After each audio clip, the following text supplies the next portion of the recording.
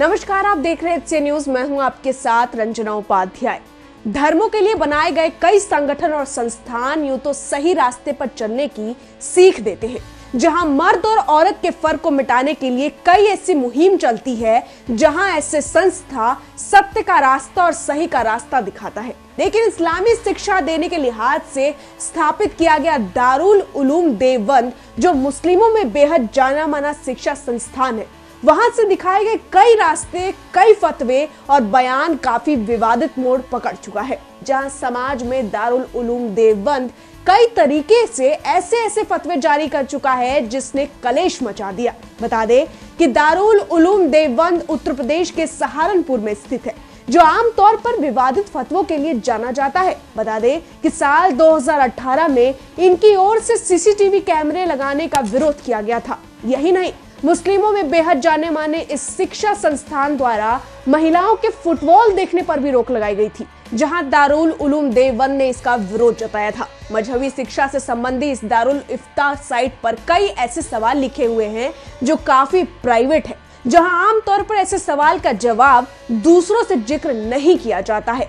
वहीं दारुल इफ्ता साइट पर मजहबी सलाह ली जाती है, जिसमें पर्सनल राय भी शामिल है। यहाँ इस साइट पर एक शख्स ने दारुल उलूम से सवाल किया कि उसने एक जर्मन लड़की से शादी की थी, मगर लड़की न तो इस्लाम और न ईसाईयत और न ही कोई धर्म मानती है। वो मौत के बाद की जिंदगी और हुरों में भी विश्वास नहीं करती, मगर निकाह से पहले उसने ला इलाहा इल्लल्लाह बोला है। शौहर ने पूछा कि आखिर उनकी शरिया के अनुसार क्या स्थिति है। वह अपनी बीवी को छोड़ना नहीं चाहता, जिस पर दारुल उलूम देवबंद ने जवाब दिया और कहा कि अगर उस व्यक्ति की बीवी कोई मजहब नहीं मानती है तो मतलब है कि वो नास्तिक है, काफिर है।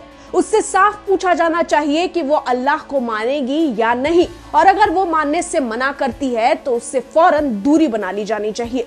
यहाँ विवादों से घिरे दारुल उलूम देवबंद की साइट पर एक व्यक्ति ने यह भी सवाल किया है कि क्या वो अपने वलीमा के कार्ड में अपनी होने वाली बीवी का नाम छपवा सकता है या फिर नहीं।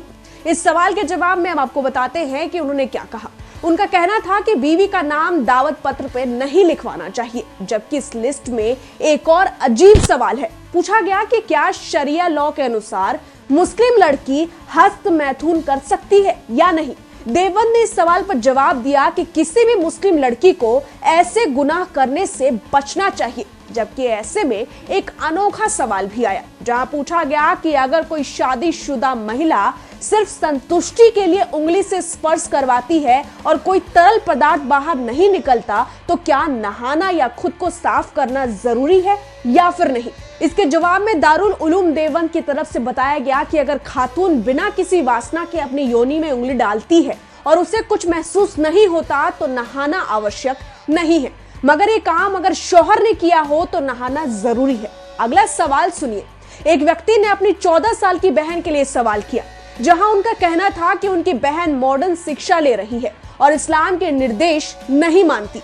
उसे इस्लामी संस्थान भी भेजा गया। दारुल उलूम ने इस सवाल को सुनकर कहा कि उन लोगों की कोशिशें फायदा देंगी और बहन जल्दी इस्लामी मानदंडों को अपनाना शुरू कर देगी। अगला सवाल है कि क्या उस परिवार से निकाह के ऑफर को स्वीकारा जाना चाहिए जहां लड़की के पिता बैंक क्षेत्र में हो। इस प्रश्न के जवाब में दारुल उलूम की ओर से कहा गया कि जो लोग हराम के पैसे कमाते हैं उनमें नैतिकता की कमी होती है, इसलिए ऐसे रिश्तों से बचा जाना चाहिए। जी हाँ, और इन सारे सवालों को पूछा भी जा रहा है और जवाब भी दिया जा रहा है। लेकिन यहाँ विवादित फतवे देने वाले दारुल उलूम देवबंद पर कई बार आपत्ति भी जताई गई है। पर यहाँ आपको बता दें कि मजहबी शिक्षा से संबंधी इस दारुल इफ्ता साइट पर ऐसे कई और अटपटे सवाल पूछे गए हैं, जिनका जिक्र खुले तौर पर करना झिझक पैदा कर सकता है। फिलहाल यहाँ इस रिपोर्ट में इतना ही। आपको हमारी खबर कैसी लगी हमें कमेंट सेक्शन में जरूर बताएं और देखते रहिए एचसी न्यूज। धन्यवाद।